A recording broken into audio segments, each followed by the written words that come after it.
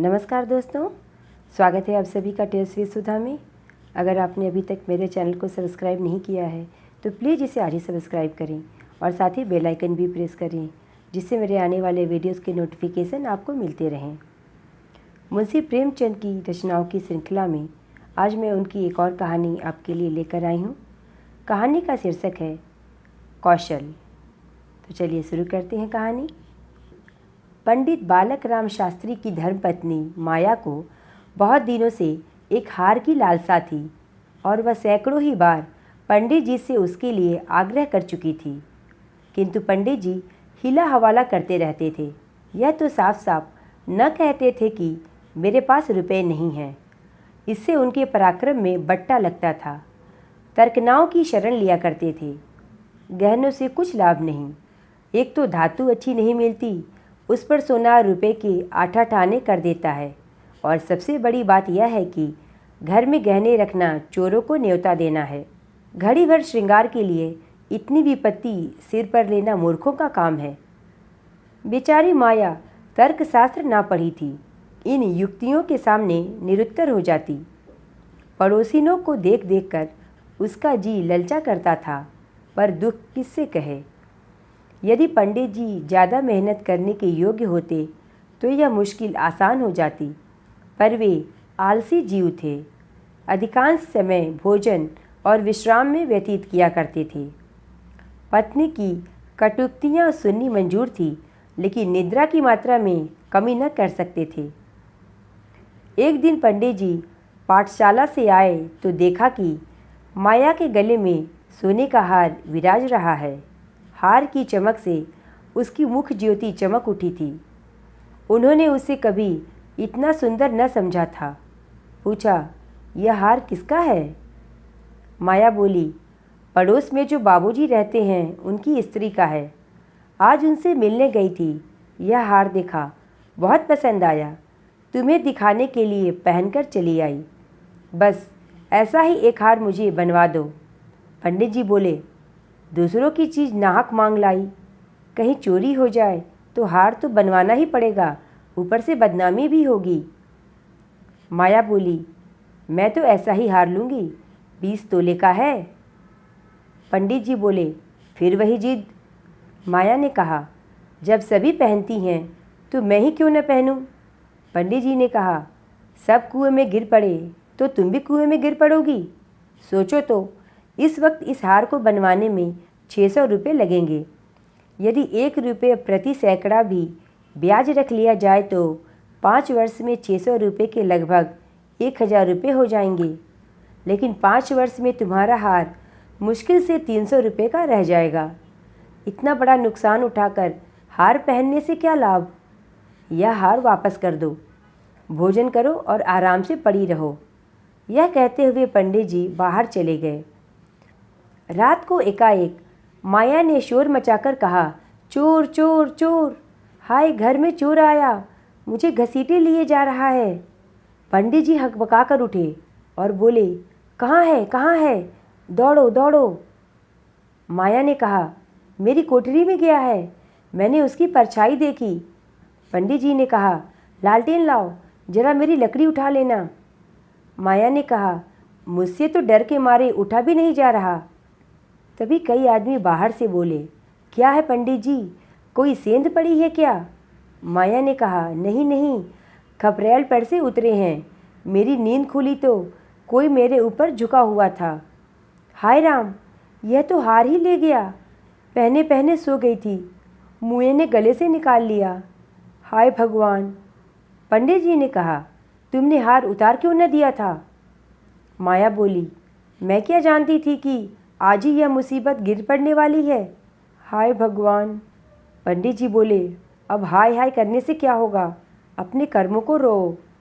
इसीलिए कहा करता था कि सब घड़ी बराबर नहीं आती, न जाने कब क्या हो जाए। अब आई समझ में मेरी बात। देखो, और कुछ तो नहीं ले गया। पड़ोसी लालटेन लिए आ पहुँचे। घर में कोना कोना देखा, करियाँ देखी, छत पर चढ़कर देखा, अगवाड़े पिछवाड़े देखा, शौच गृह में झाँका, कहीं चोर का पता नहीं था। एक पड़ोसी ने कहा, किसी जानकार आदमी का काम लगता है। दूसरे पड़ोसी ने बोला, बिना घर के भेदिए के कभी चोरी नहीं होती। और कुछ तो नहीं ले गया? माया ने कहा, और कुछ तो नहीं ले गया। बर्तन सब पड़े हुए हैं, संदूक भी बंद पड़े हुए हैं। निगोड़े को ले ही जाना था तो मेरी चीज़ें ले जाता, पराई चीज़ क्यों ले गया? अब उन्हें कौन सा मुंह दिखाऊंगी? पंडित जी ने बोला, अब गहने का मज़ा मिल गया ना? माया बोली, हाय भगवान, यह अपजस बदा था। पंडित जी बोले, कितना समझाकर हार गया, तुम न मानी। बात की बात में 600 रुपये निकल गए। अब देखूं भगवान कैसे लाज रखते हैं। माया बोली, अभागे मेरे घर का एक एक तिनका चुन ले जाते तो मुझे इतना दुख न होता। अभी बेचारी ने नया ही बनवाया था। पंडित जी बोले, खूब मालूम है, 20 तोले का था।